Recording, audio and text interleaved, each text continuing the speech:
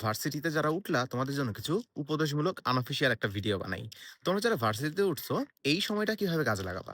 যে কোনো ব্যাকগ্রাউন্ডের হইতে পারে, সায়েন্স, আর্টস, কমার্সের, ইঞ্জিনিয়ারিং এ ভর্তি হইতে পারো, পিওর সাবজেক্টে ভর্তি হইতে পারো। এই টিপসটা কাজে আসবে। এটা শোনো। প্রথমত, সারা জীবন যেই কাজগুলো করতে পারোনি সেই কাজগুলো শিখার চেষ্টা করো বা সেই কাজগুলো করো। খেলাধুলা করতে ভাল লাগতো করতে পারো নাই করো।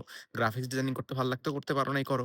ভিডিও এডিটিং করতে ভাল লাগতো করতে পারো নাই করো। ছবি আঁকাইতে ভাল লাগতো করতে পারো নাই করে ফেলো। কোনো হবি নাই? তাহলে কিছু কাজ করতে পারো। প্রথমত প্রেজেন্টেশন বানানো শিখে ফেলো। পাওয়ার পয়েন্টে কিভাবে বেসিক প্রেজেন্টেশন বানাইতে হয় শিখো। শিখে ফেলছো? এরপরে ক্যানভায় যাবা। ক্যানভায় যাই কিভাবে সুন্দর একটা প্রেজেন্টেশন বানাইতে হয় সেটা ইউটিউব থেকে শিখে ফেলো।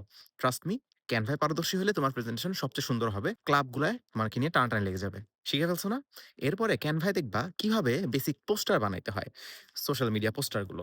একটু ইউটিউবে ঘাটাঘাটি করলেই পাবা। এটা শিখলে ক্লাবগুলায় তোমাকে নিয়ে রীতিমতো ওরা যুদ্ধ ঘোষণা করবে। কে কোন ক্লাব তোমাকে পাবে। ট্রাস্ট মি, গ্রাফিক্স ডিজাইনিং অনেকেই পারে না। এটা খুবই সহজ। ক্যানভা একটু বেসিক টিপস জানলেই হয়ে যায়।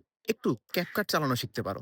কিভাবে হালকা ভিডিও এডিট করতে হয়, কোথায় কাট করতে হয়, কোথায় টেক্সট লাগাইতে হয়, এই জিনিসগুলো।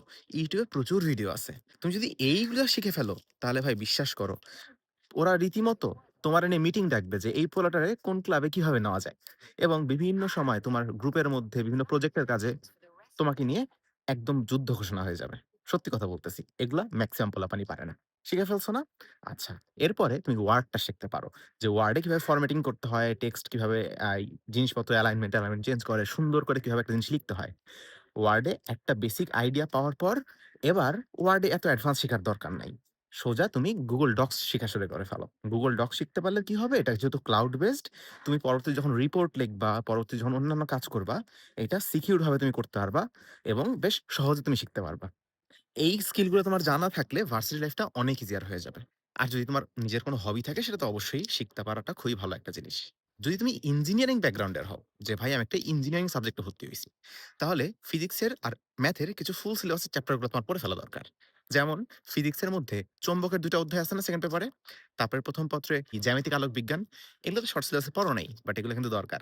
এগুলো পড়ে ফেলো, দেখবা পরবর্তীতে পড়াশোনা করতে যায় অনেক হেল্প হবে। কোর্সের অনেক পড়া তুমি দেখবা কমন পেয়ে যাচ্ছ।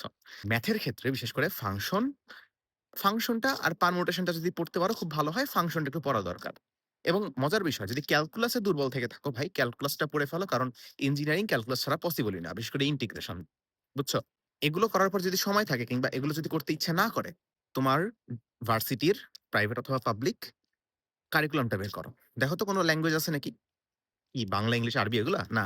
C language, C plus plus, Python এগুলো কিছু আছে কিনা?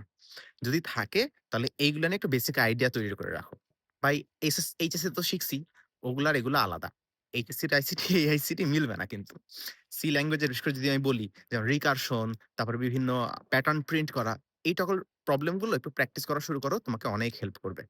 এগুলো গেল ফরমাল কিছু কথাবার্তা। যদি মনে হয় যে না ভাই আমি এগুলো কিছু করব না, আমি এই টাইমে খেলবো, ঘুমাবো, ট্যুর দিব, তাহলে সেটাই করো। কারণ এই টাইম এইরকম ফ্রি টাইম তুমি কখনোই পাবা না। বুঝতে পারছো?